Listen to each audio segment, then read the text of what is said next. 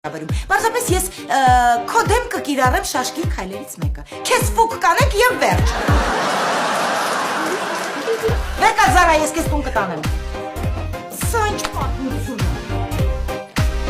Գնա։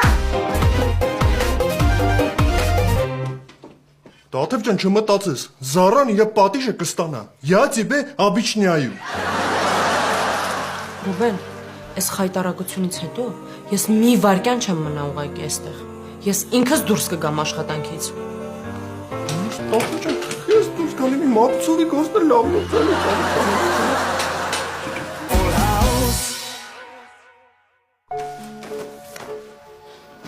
Տաթև խնդրում եմ մի գնա։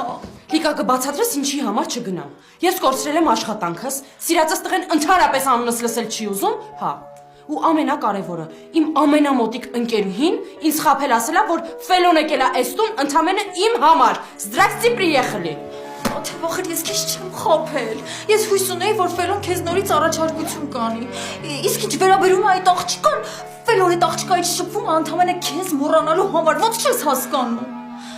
Լիկա, ոչինչ, ավելի շուտ կմոռանամ։ Թեև Իշխանիկ ջան, նոր հեռախոսը շնորհավոր։